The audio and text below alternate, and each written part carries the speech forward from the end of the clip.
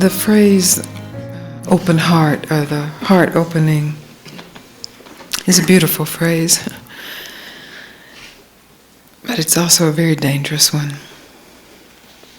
because the mind knows how to imitate heart opening, because the experience of the heart opening is so strong. There's a strong imprint in the mind, and the bliss of the heart opening is so sweet that there's a desire for a repetition of that. So be aware, as I'm sure you have discovered, that if you try to keep the heart open, you become a fake again. Because the experience of the heart opening is another experience. So it will come and go. It's a precious, sacred, holy, true experience. But it's still limited by the fact that it's an experience. It's an experience that's the natural byproduct of recognizing that the heart is open. Just in the moment of not trying to do anything, not trying to be anybody, not trying to get anything, there's a recognition of inherent openness of being. And the natural byproduct of that is wonderful. And the normal following of that is, how do I keep it? Or pretending to keep it, or starting to mourn the loss of it. Or, let's see, I did this and this and this and this, so now we'll do it. And this is the co-opting of being by doing. This is normal, and you must have experienced it enough times to recognize it's a normal response. It's not the natural response, but it's a normal response. The truly natural response is to recognize experiences come and experiences go. And if the experience that is present in this moment is deemed less than the experience of the last moment, then experience that lessness. And you will see there is an openness to experience that and much more.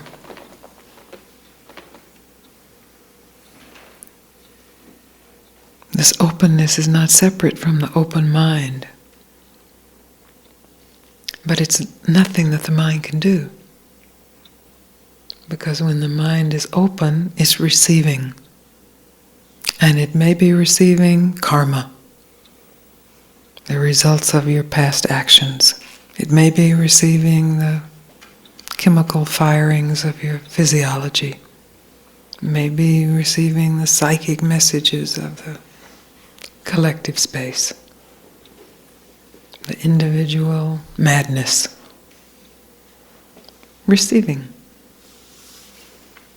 If there is just this receiving, then the collective madness, the individual madness, the psychic space, the good news, the bad news, all just passes through. It does all just pass through. But as the mind locks on to something, it begins recreating what was just passing through, either in imitation of the good news that was passing through, or in the war against the bad news that was passing through. You feel great one moment, and you feel not so great the next moment, and maybe even wretched a few moments after that. Then you feel good one moment. Bad, good, great, wonderful, horrible, terrible, great, enlightened, ignorant, in nirvana, in samsara. So what? Well, that gets scary then. So what? Well, what? I want to feel enlightened all the time. I want to feel great all the time. That's not the nature of feelings. It's not the nature of experience. And in fact, if it were the nature of experience, you would just feel dead all the time. Because there'd be no polarity play. And we think we hate this polarity play, and we think it's the polarity play that's the enemy. But it's not the enemy. The truth is, there is no enemy. If you like war, and war is profound entertainment, you will conjure up an enemy. If you are truly ready for peace, which is the rest from entertainment, you will see the enemy is not the enemy.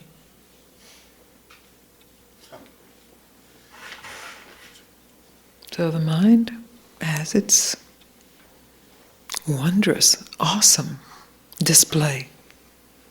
It is not the enemy.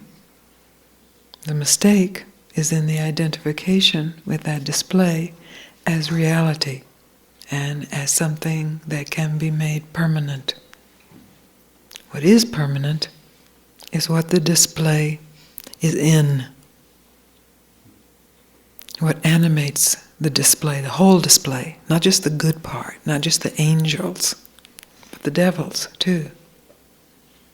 The power of animation is a power of mind, and that power gets its power from the source of your being. And the source of your being is not separate from who you are. I mean, even who you imagine yourself to be. That power of imagination gets its power from the truth of who you are.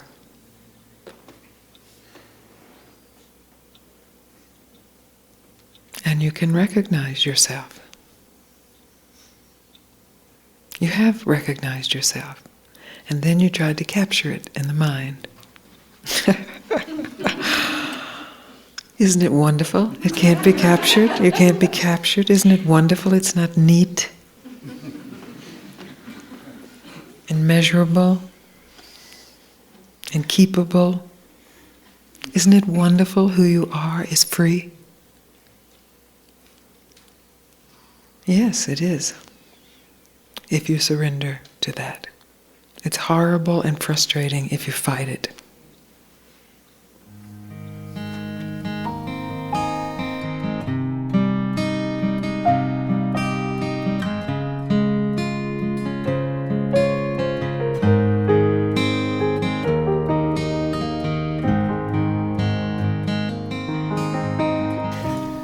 My question is, I feel a bit embarrassed actually. I can easily cut off and withdraw and be separated. And the question is, how do I stop myself doing that? This is a power you have learned, right?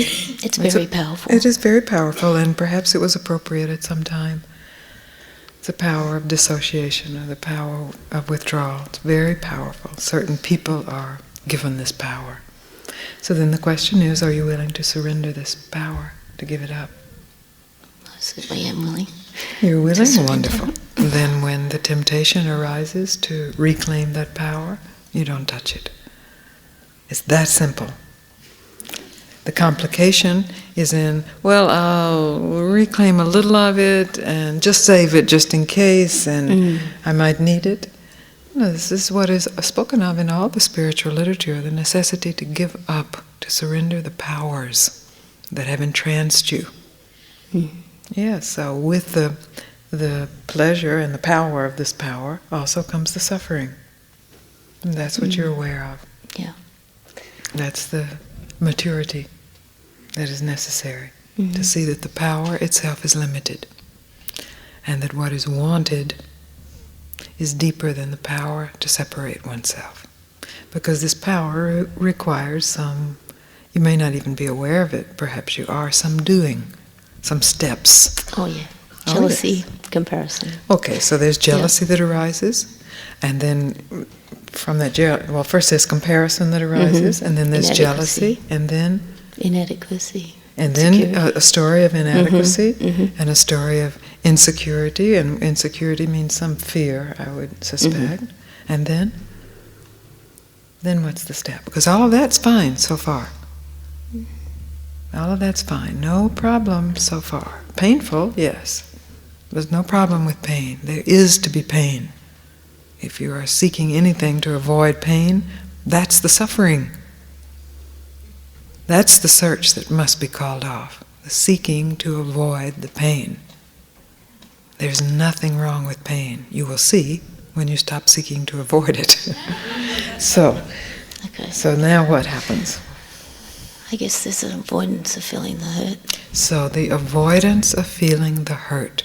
And now let's go into that. What are the steps in that avoidance to feeling the hurt?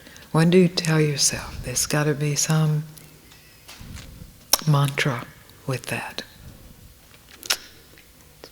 To avoid that.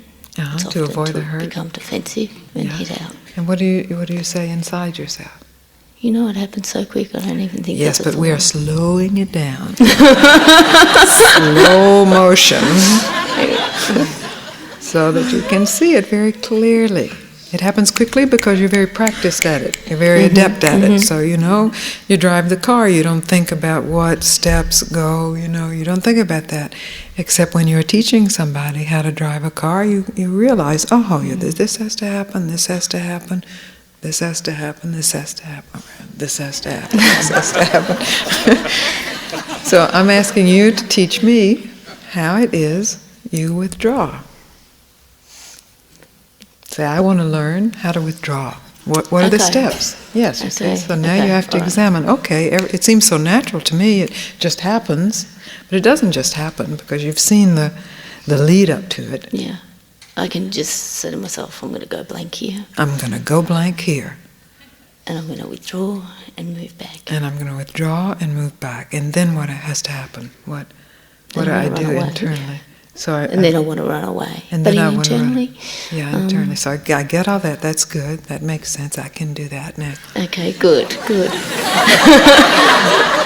And then you get lots of adrenaline. Lots of adrenaline? Where does that come from? How do you generate that? I'm not sure. Well, let's see. You're teaching me. Okay. You get really angry. Angry at somebody who's causing me to run away. Mm-hmm. Okay. Mm-hmm. So now I've got this story about me and inadequacy based on some comparison and some feelings of jealousy and worthlessness. But now I have to involve somebody else who caused this story. Yeah, because they deserted me. They deserted me. Now the story, I can start to feel it right through there. They deserted me. They did. And then? This is not so hard after all, guys. Oh dear. Right, now where we're at. So we are unwinding the story that was wound so tightly that you didn't even know it was there. It just seemed like something that just happened. We're unwinding it, and we have gotten to the point of where I'm victimized in two ways. By this feeling of jealousy that arises in me and this person that causes that feeling. So I've got to escape. Mm-hmm. Now what I want to know is, how do I make the next step to escape? What happens physiologically? What happens in my body? What happens in my emotions? How do I go blank? How do I withdraw? How do I hide? Stop talking. Stop talking? Yeah. Okay. Clench my teeth. Clench your teeth? Okay. Yeah. What happens to the eyes?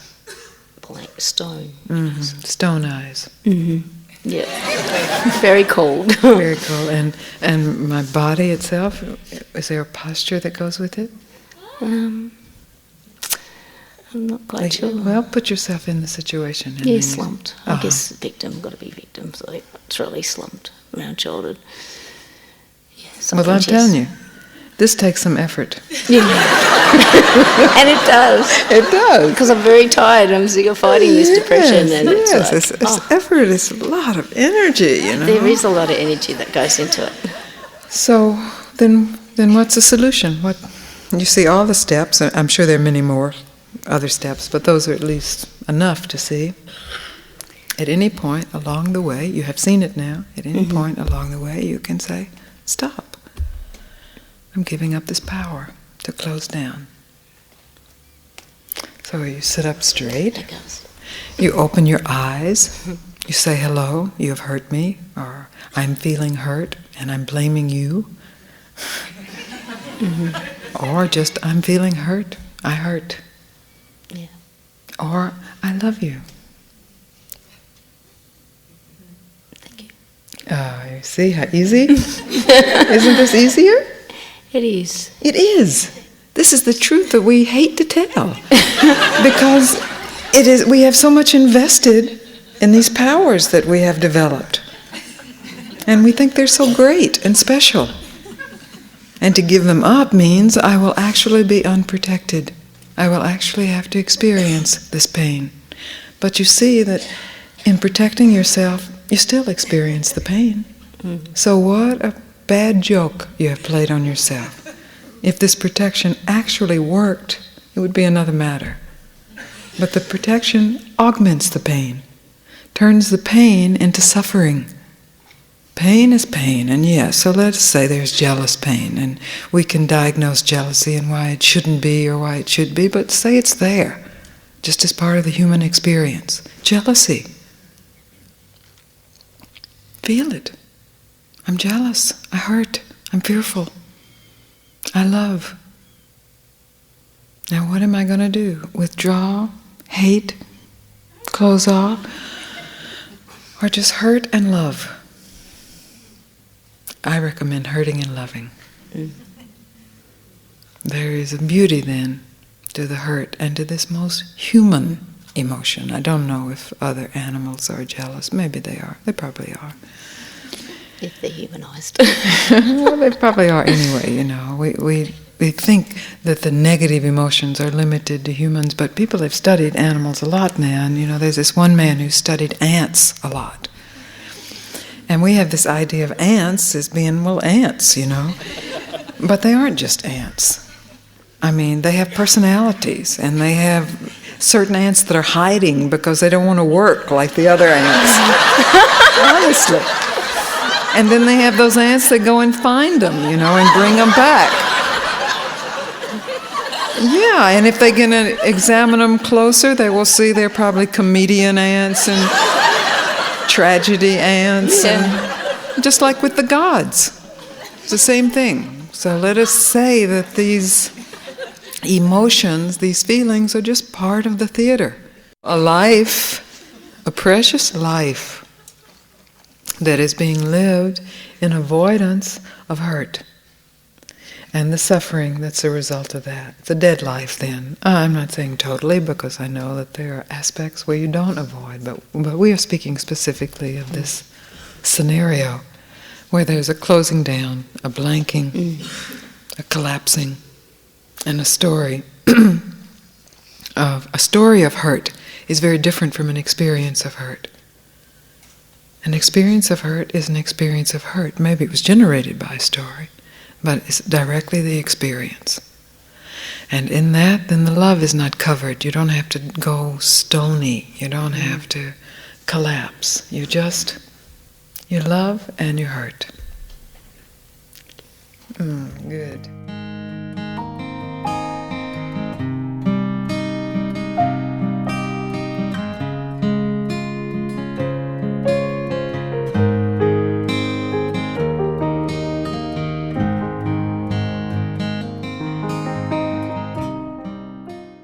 I awoke at around 3 o'clock last night, and I had so much fear.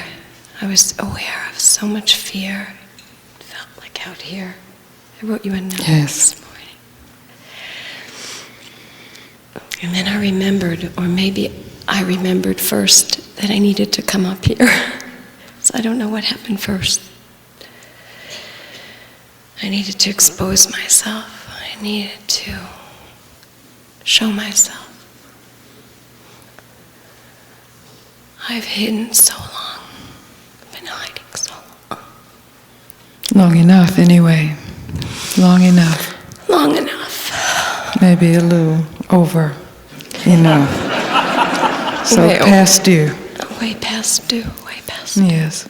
So with this fear that arose, what else? Well, I said, okay, feel it. Go into it. And I felt it, and it was vibrating. Then it dissipated. And I said, come on back. And were you able to get it back? I don't think I called it back. It came back. Or the Are you fear. sure? Because this is No. important now. Let's look at that moment. So you tried to experience fear. I think that's what you said in your letter. And it dissipated. Right. And then you had the thought, maybe a little later in the letter you said this, that so I wasn't able to experience it. When you experience fear, I'm just going to tell you this, then you forget it, okay? Because if you experience fear to get what I'm saying, it won't work. But I'm going to tell you this so that you can understand. When you experience fear, there's no fear. It's not there.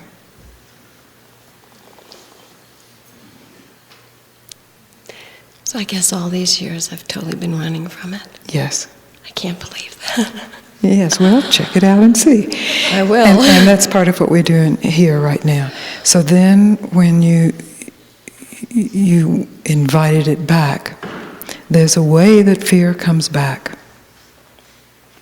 Maybe it's not conscious, but if you examine it, even in retrospect, you'll see there really was a conscious calling of it by telling some story.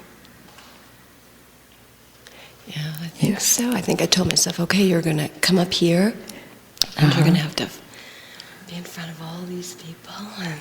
And so that then generated this familiar fear. Right. And then when it came back, did you experience it again?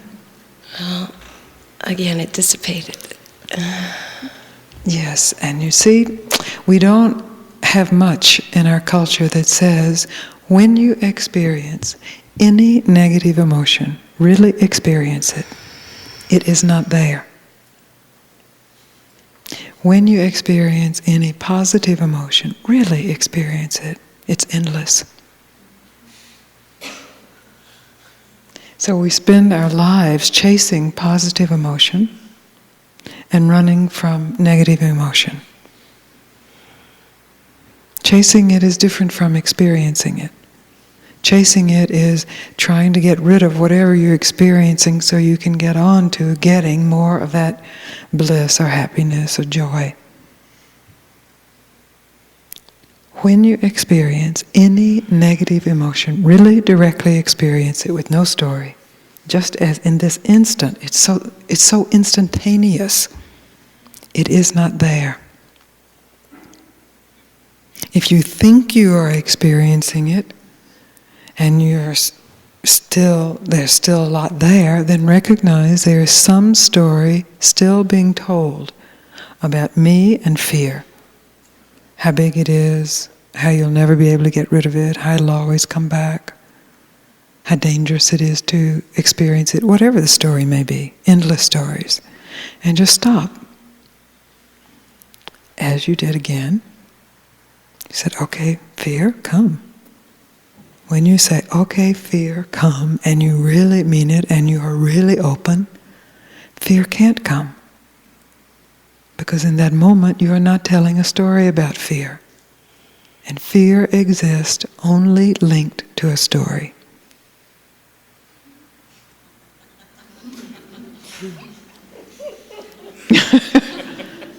Yes, it's amazing. It's absolutely amazing. It is some huge discovery.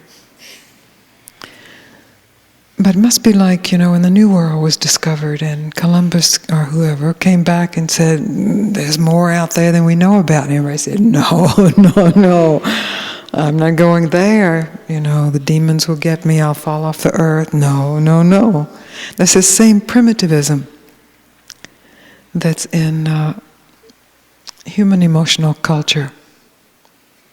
If you are willing to go off the edge of the earth you will see that it is you yourself that holds the earth.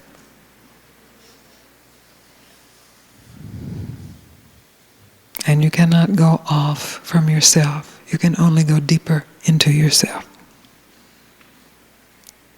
So I'm really happy you came up, because when I read your letter, I knew you just needed to hear, that's it. It's that simple. It's that simple. That's right. That's excellent. That's right. You did it. It's that simple. I could have sworn I've done it before, but I guess... Yes, maybe you have done it before. But then if you hold I've done it before as some story, as we have spoken of so often in here, the mind is very tricky. Then that becomes the story of fear. Well, I've done it before, so this couldn't be it, or... You see? So the willingness to experience whatever it is that arises, good or bad, beautiful or ugly, joyous or hateful, to experience it without suppressing it, without acting it out, to experience it directly, simply, immediately, right now. Such a revelation. It doesn't mean that you now have to experience whatever is arising. This is not a catechism or a liturgy or a set of how-tos. This is just a choice, so that you can recognize that what you are running from does not exist. That what you are running to is already here. And who you think you are does not exist. Who you are is already here. End of story. If the story reappears, it reappears as smoke, transparent, entertainment. But, like the Late Late Show. You know the plot, you've seen it 100 times, you turn it off or you watch it for the characters or whatever. But it's not your life. It's not who you are.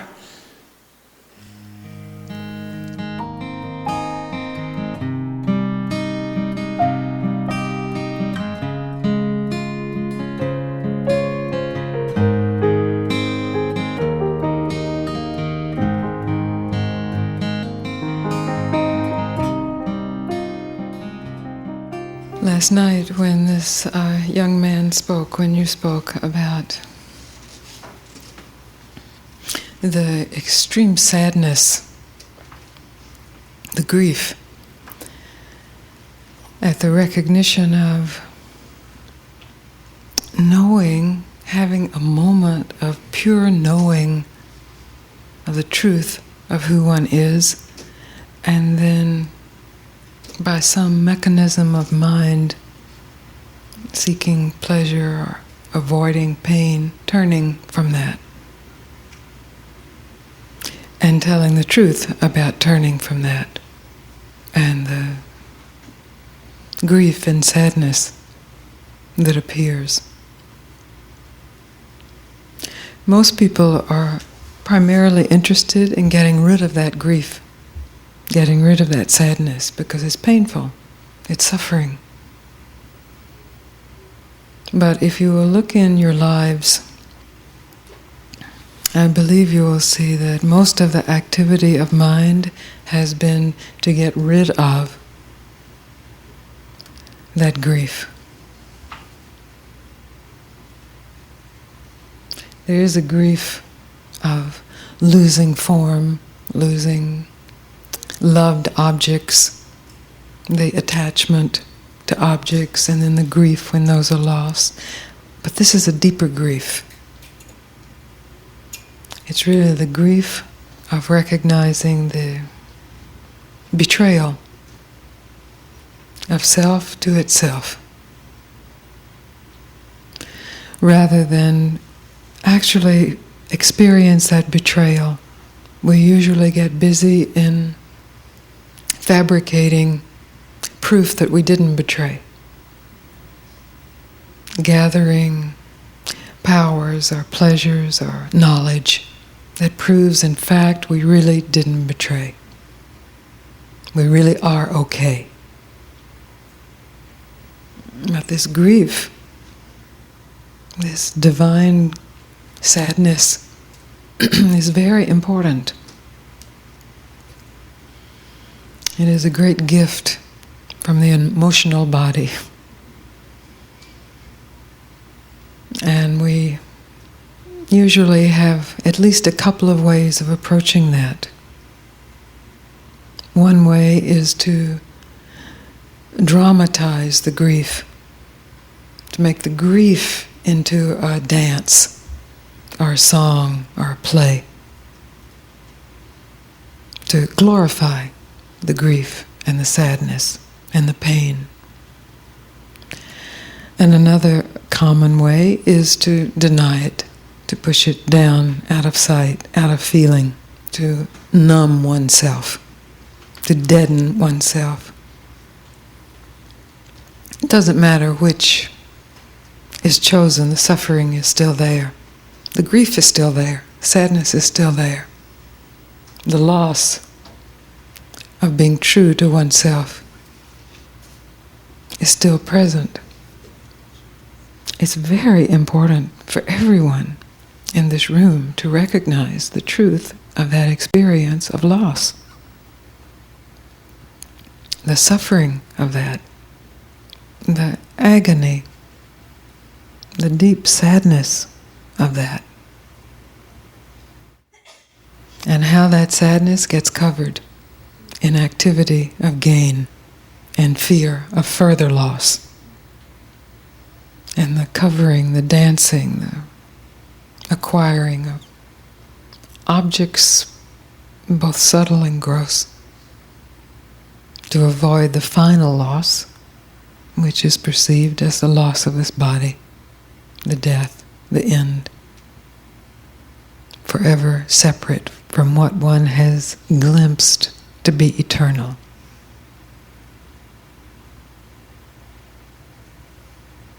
There's a lot of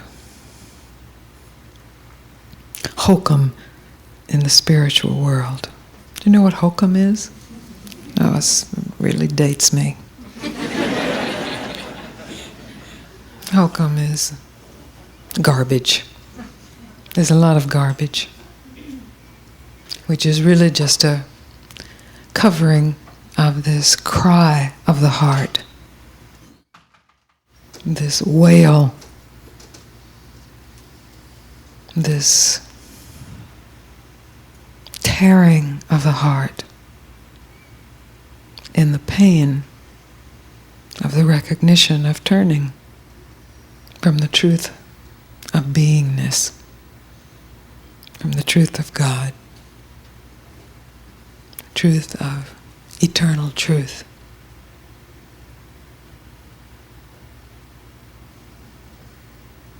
There's so much activity to avoid that.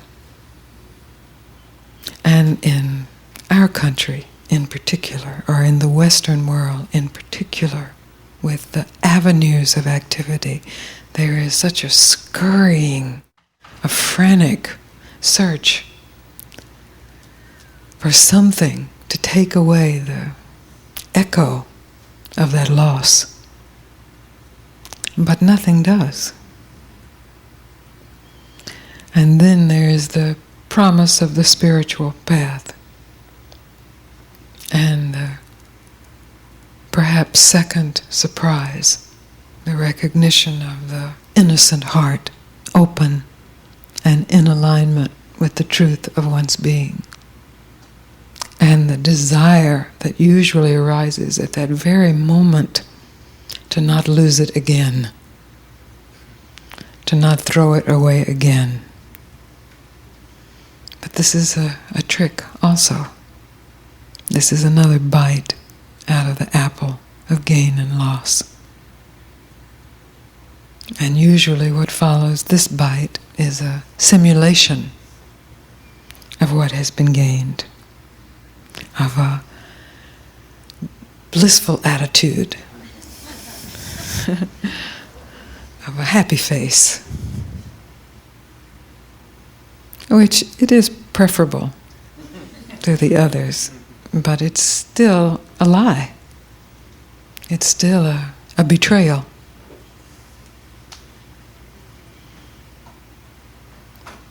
So I would like to invite you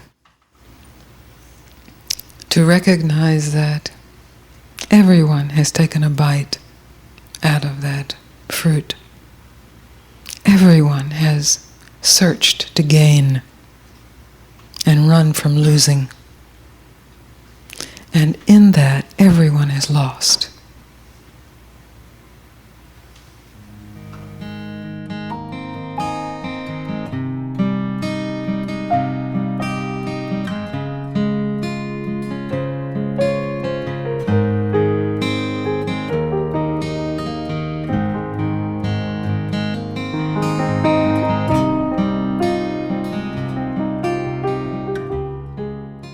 Hi.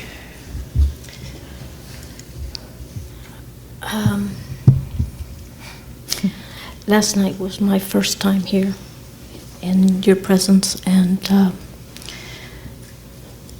I guess I come because I ask for help to open up to my truth, because I'm terrified, and I have been terrified for a long time.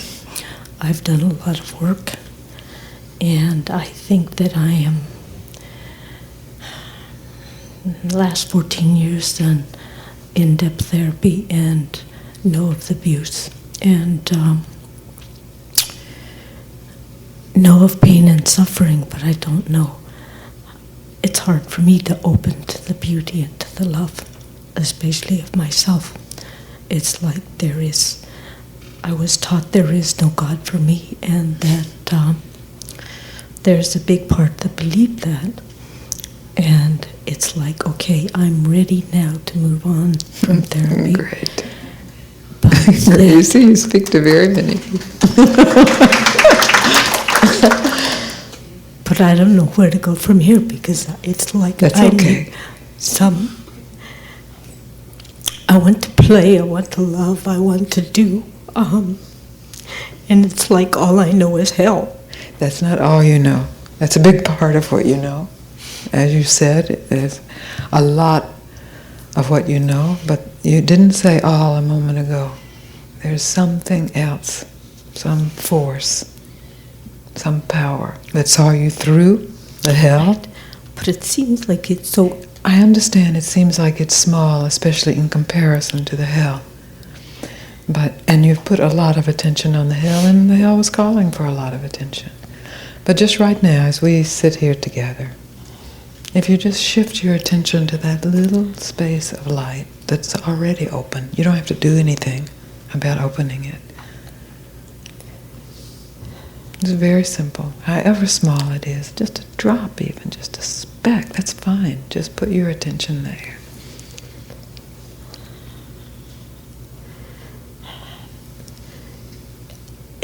It's like I get very afraid, and then I dissociate and go away. And you're afraid of the light? Are you afraid it'll go away? Or what's the story you tell yourself? I'm not sure. When I connect, be it for nanoseconds or whatever. Yes, blessed nanosecond. It's wonderful, but then it's like overwhelming, and I dissociate. I go. How do you know you dissociate? It's like I can't stay in touch with that. It's like then all the voices come, and everything says that that's not right. Bad. You can't have that. No. That's not for you. No. Right. And it's like I want to just let the voices go. But you have wanted that for some time, right? Yes.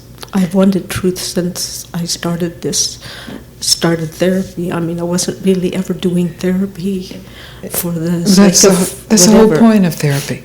That's what therapy is founded on, is really to get you at truth, at freedom, to assist you in discovering the courage to actually surrender to the light.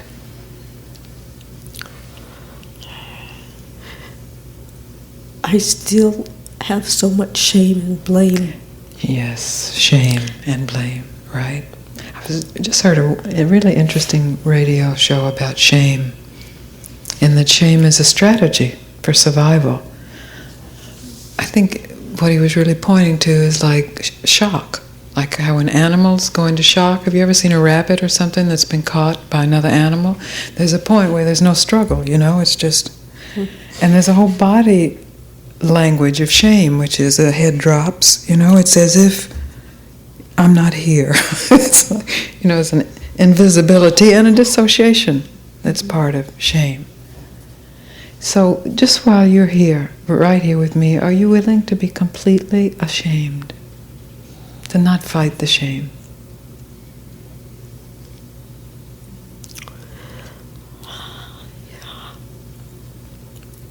Really, all the way ashamed.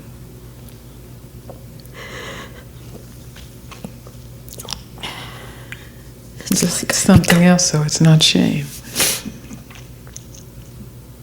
What's that?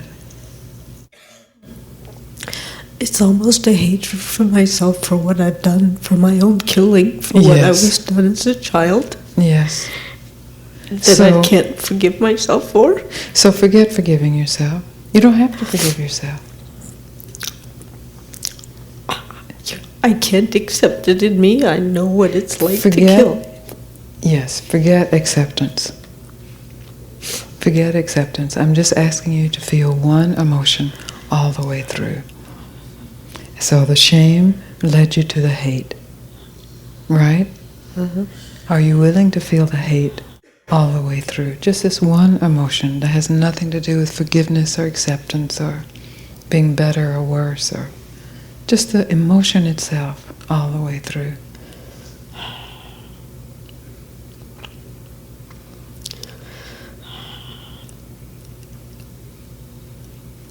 I just wanted to destroy myself from that. To die? There's so much cruelty in the hatred. Yes, but I'm not speaking of the cruelty, because that's doing something with it, right? Right. So and the hatred is, yes, for myself. Yes, I understand it's for yourself, but it's also for other people too. It's the same thing. Right.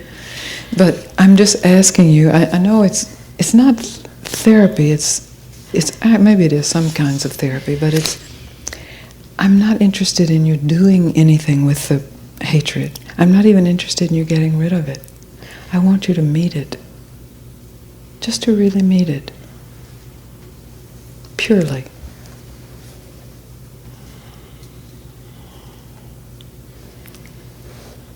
It may be impossible to believe, but the hatred itself, at the core, has a treasure, has a gift.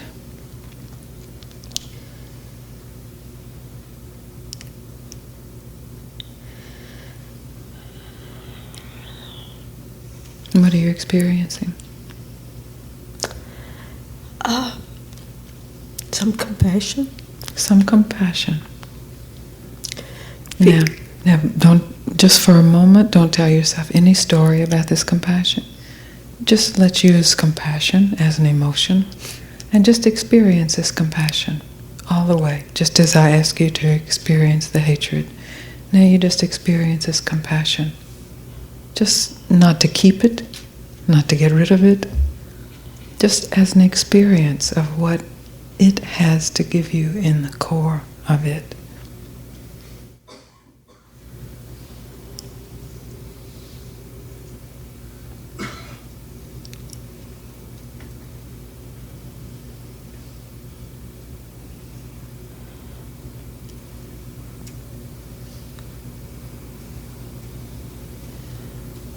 What's that? It's like a freedom. Yes.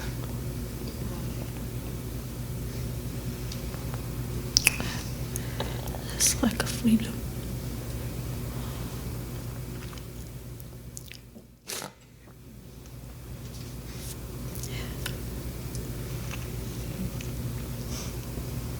That's the secret.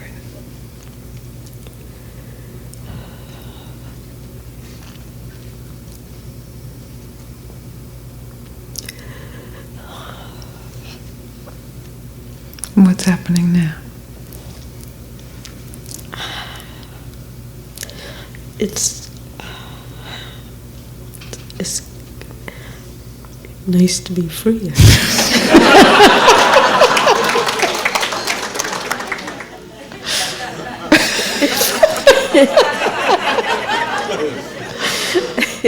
You are beautiful. Oh.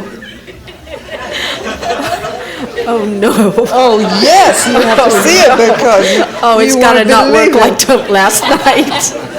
Oh good. You won't believe it. You won't believe it.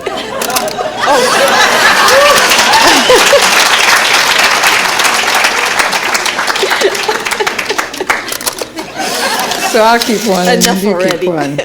Oh, you'll see. You'll see. You can't hide it.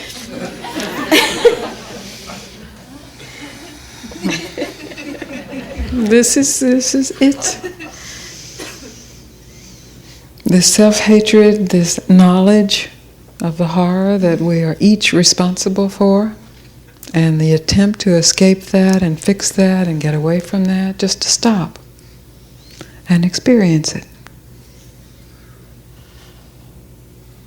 And what is natural, nothing you have to learn or do, is compassion.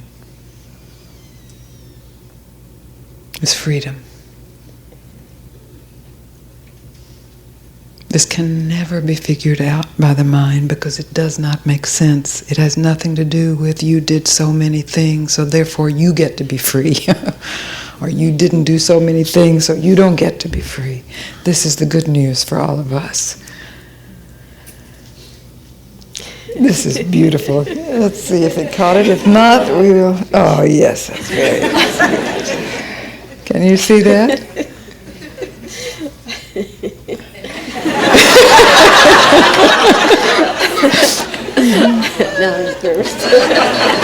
It's too late for that.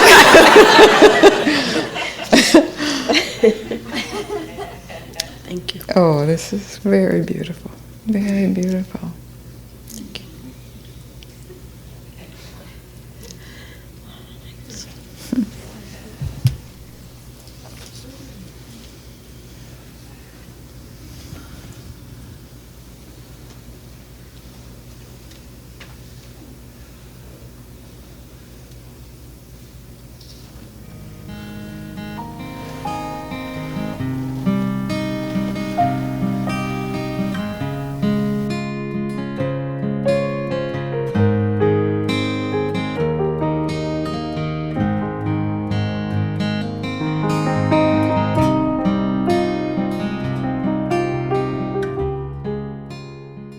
I'm finding myself falling into the story or the conditioning less.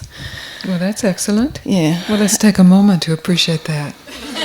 But But before we get into the next story, the story about the story, let's just take a moment to appreciate. I am falling into the story less and less. So what are you falling into? Truth. Truth. So tell me about that before we get into this other thing. Although the fear is still there of falling into the story, it's less. The fear is stronger, more the responsibility to truth. What's that responsibility?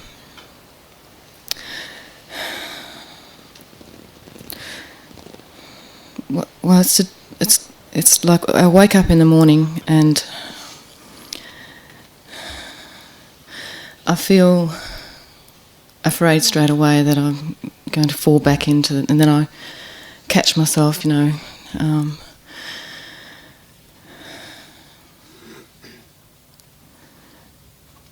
It's like it's a fear of the boldness of being allowed to shine. A fear of being yourself. Well, of not being able to do it, I guess. Oh, you can't do it. Not, yeah. So you don't have to worry about that. It does. Yeah. So are you afraid of being? Yeah, I guess I am, yeah. So you just sit back and relax for a minute. Yes, that's right. So just while you're up here in front of all these people with the cameras rolling and everything, the pressure is on, right? It's a pressure cooker. Just don't do anything.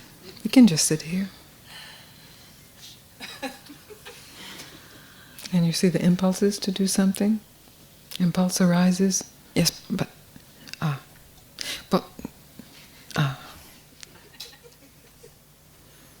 no, it wasn't like that. I think it's a feeling of not feeling worthy of the truth almost. That's the story. That's My the story is I'm not feeling worthy, of Well, feeling inadequate, of doing it wrong. That's probably, it's a pretty accurate story pretty for most strong. of us, isn't it? Yeah. So assume it's correct. I'm not worthy of the truth. But here it is anyway.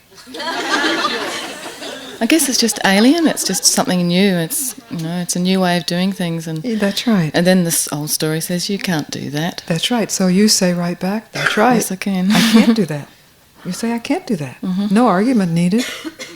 That's right. I can't do that. I don't need to do that. It does itself. Then this battle between this side of the mind that says you can, you must, you will, and this side says you can't, you never can, you're not worthy of it. There's no fight. It's like, okay, I can't. Big deal. I can't. Now what?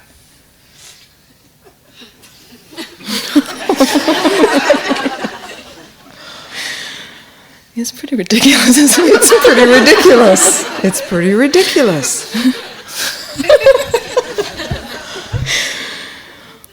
You see, you're shining. You don't do the shining. I mean, you can. But that's like scary, don't you? That's what monsters are, They're pretending to shine, but so you can't do it. And you shine because you are light. There's still something there that's saying no. Yes, okay. So say no. Agree with it. Say no. Okay, no.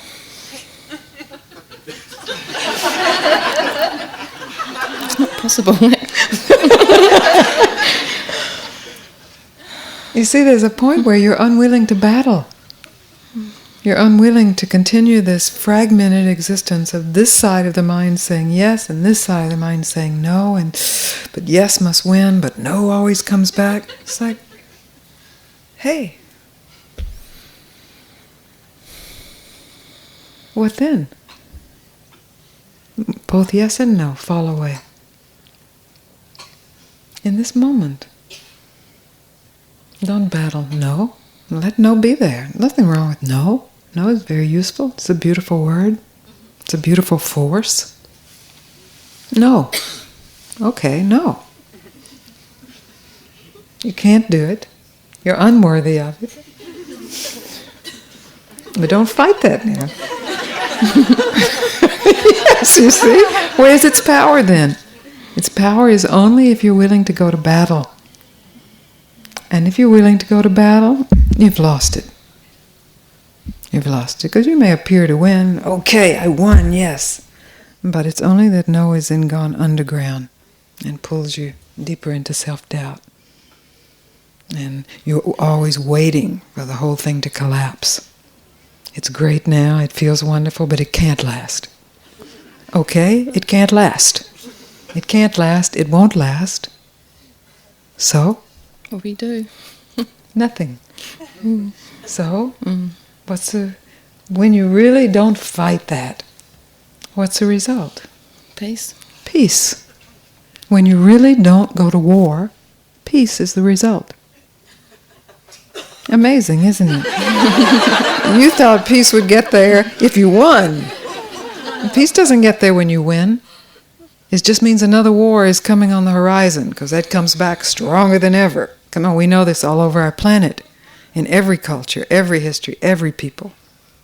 There has been this accumulation of grievances, and then coming in to make up for those, and then accumulation of grievances, and coming in, and back and forth, and back and forth. The same cycle, and this is in our minds. This is a split in our minds. Ego and superego at battle with itself. When you refuse to participate in the battle, Yes, you see, just then by yourself. You refuse to participate in how you have learned to be in conflict, how you have learned to trust war more than trusting peace, to trust this war that happens in the mind more than this peace that is radiantly here in your heart. Worthy or not, it's here. So then you have an opportunity to be worthy of it. And to be worthy of it is to honor it. To be grateful that it has appeared in your life. Very lucky that peace has appeared in your life. Even if it's the tiniest flame. Many people never experience that. They don't even know what you're talking about, peace in your life. Or a tiny flame. Tiniest flame, you honor it. You are grateful for it. And it grows, and it grows, and it grows. That brings me to another question. Yes. I find myself miserable a lot of the time. I find it really difficult to be grateful for things that I know in my mind that I should be grateful for. Right, this. so it's not... But I'm miserable, That's and right. then I get angry with myself and not appreciating. Are you willing to be completely miserable when you are miserable? I tried that recently, and yes, it went much quicker. I saw the ridiculousness of it. There you go. And it just came through. That's it. So then you take on all the misery of the world then. When you discover that meeting misery reveals misery to have no power at all, and running from misery gives misery its power, then you are willing to take on the misery of the whole planet, of the whole cosmos. Because you are at peace. And your peace, misery comes to that to be liberated, to be freed. Misery is only miserable because it is bound. It's a hungry ghost floating in the ether. It haunts, doesn't it? You feel misery coming, you open your heart and you say, okay, I won't fight you. I will let you be. And you see what happens. We can use words like transformation. It's not even a transformation. It's closer than that. You set misery free then. You set that hungry ghost free. You are already free. It's misery that's bound. You know this from your experience then. I find it very easy to see other people's pain as well, and I take that on, and I feel as if I'm morbid most of the time, you know. Well, now I'm not speaking of indulging the misery. Yeah. So there's a difference in actually meeting it and indulging it. Indulging it is actually a way to avoid the meeting. Because if you can, on and on and on and on, more than a quarter of an hour, then you have to start getting a little suspicious. There's a little story going on here, a little drama. And that's really an avoidance of actually being willing to be completely miserable for 1 second, for 10 minutes, for whatever. It may seem like forever, but you are not fighting it. And you see then that it's set free. It's set free. Thank you. Right. Then I just simply confirmed what you have already experienced. There's a ruthlessness that has to be present regarding the tendency to indulge, as well as the tendency to repress, to deny. Those are both activities of mind in relation to negative emotions or negative events or positive emotions or events. In the willingness to meet them, the mind has no job, because it's not busy indulging or showing avenues of indulgence, and it's not busy showing avenues of repression. So it's at rest, and this meeting naturally occurs. And the meeting is meeting of consciousness, or spirit, with, in this case, misery, something that is bound and haunted. It's a meeting, and the misery is set free.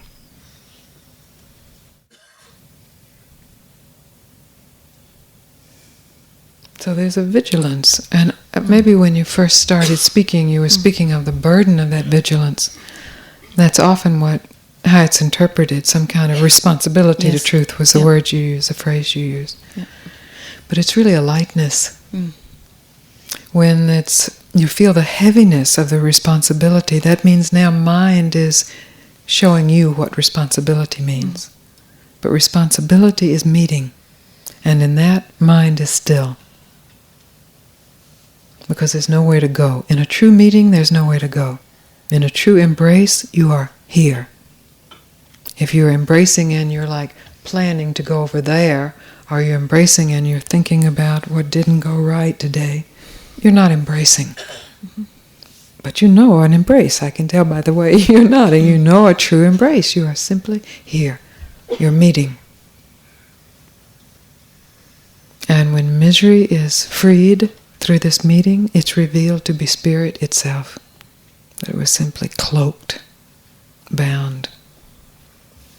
And that's true of everything in the universe. Every body in the universe, every emotion, every situation, every circumstance. Because spirit is everywhere.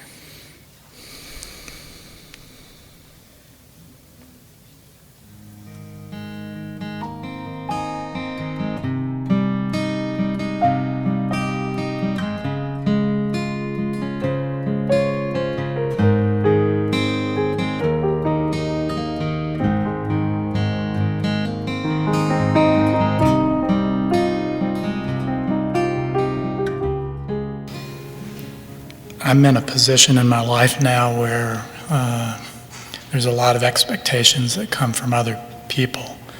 I'm a school administrator, and I'm in a relationship with somebody who is suffering a lot in chronic pain, and I'm also opening up in some pretty incredible ways. And the more that I open up, the more pain and suffering I allow myself to experience. This is the truth. Just exactly what you think when you begin the spiritual search. If I can just get rid of experiencing the pain and suffering that I have, then I will be happy. The truth is just the reverse of that. The more you are willing to experience the pain and the suffering, the deeper, the truer the happiness.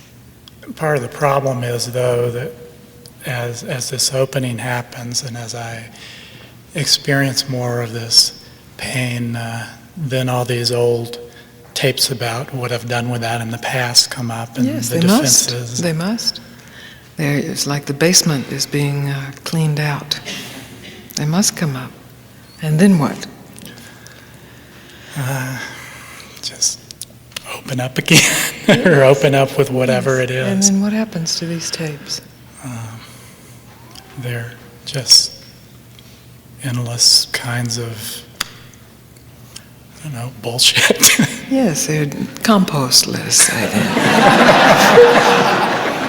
Just compost. And compost is a very good thing, if it's composted. You don't want to sleep in compost. You don't want to eat compost, but you just put compost back in the ground, give it up, and it serves, as everything does. But you really bring up something very important. As I was coming in the door and speaking to Nina and asking her about her son, and she was telling me how he's feeling the pain of the world, pain, since September 11th. The truth is, the world has been in extreme pain for quite a while. And we are feeling it more than we, being Westerners and Americans, more than ever, because our illusion of isolation from that pain has been penetrated. Surprisingly and horribly. And so there is this feeling of world pain.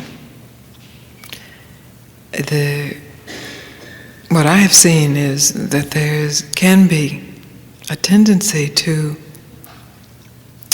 defend oneself from that pain with spiritual jargon. Nothing ever happened, it's not really happening, it's all a dream. And then the truth of those statements becomes a lie, because they're used to defend. It's the ego's use of spiritual revelation.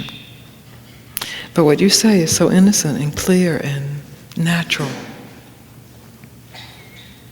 The more I open up, the more pain I feel. And yet look at this. This is not a being ravaged by suffering. Maybe feeling more pain, but not ravaged by suffering. Look at this, it's beautiful.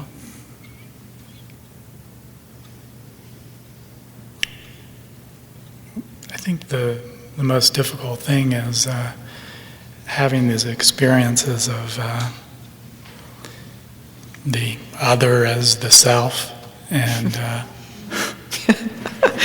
there's so many people saying, I just want to experience the other as a self, because it is so difficult experiencing the other as the other. But this is so perfect, you see, that when you experience the other as a self, there is an experience of deep pain and hurt, and a choice to close to that, to become cynical in the face of that, or to, as you said, open even more in that. And you recognize there is no other, and this pain that has been denied is a pain of your own self that is then invited into your own heart. And it is then that the deepest spiritual questions can reveal that very pain to hold the treasure. They'll hold the reality of the deepest, most profound truths. But not before that. You can't take those truths and use them as banners to defend yourself from that pain. That's been tried. You know it. You've tried it. We've all tried it. Defense mechanisms. And we're all experts at it. And part of the unwinding is just as you say. In both things you've said, opening deeper. And as I experience myself and other, there's more pain. Yes, that's right. That's right. I remember once reading Trungpa saying, don't ever advise anybody to get on the spiritual search, because it is really a rough trip. You know, we think it's all lightness and flowers and good times and bliss and ecstasy, and it is a lot of that. It is. But that's not all it is, or it would be half-baked, it would be half there, it would be just the splashing. In the depths of the ocean, there's some pretty terrifying creatures that are encountered.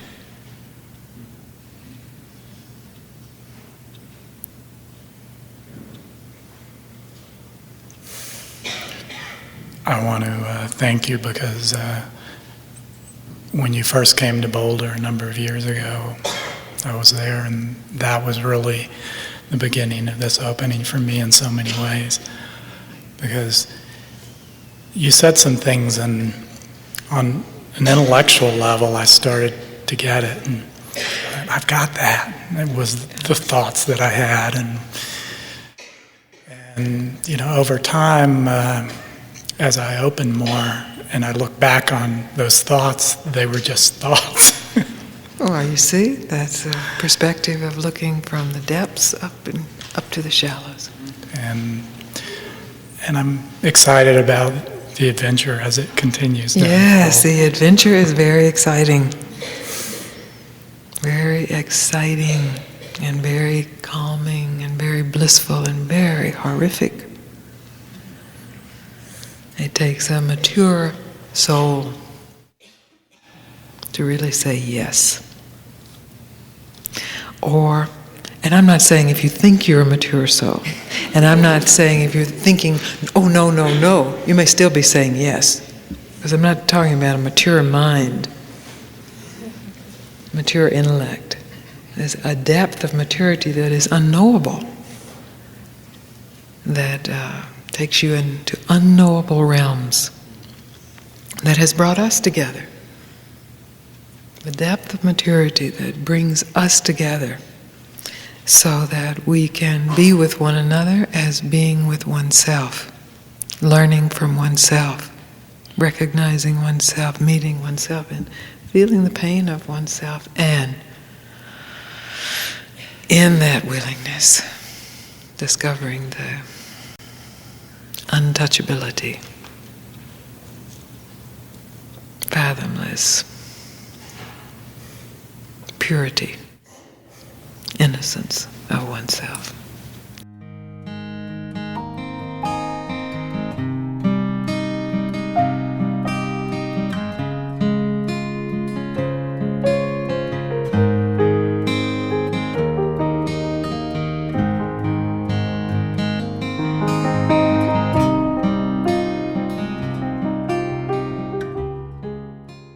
So in our time together, it's possible to just lay bare your soul's agony without dramatizing it and without denying it. To recognize that this longing, this call that comes from so deep within, is an echo of what was known purely and absolutely, either in this lifetime or in some ancestor's lifetime, in this moment or some moment prior, known absolutely to be the truth of who one is. I'm not asking for emotionalism. That's generally an avoidance of this deepest emotion. It's a way of dancing it rather than really meeting it. I'm not asking you to tell yourself some sob story. That too is a way of avoidance. But I'm also asking you to not slap a happy face on top of this ache. That it is a divine ache. It has a divine purpose. And if you will meet it, if you will join it with your attention, it will take you to this present moment where you are perfectly in alignment with the truth of who you are.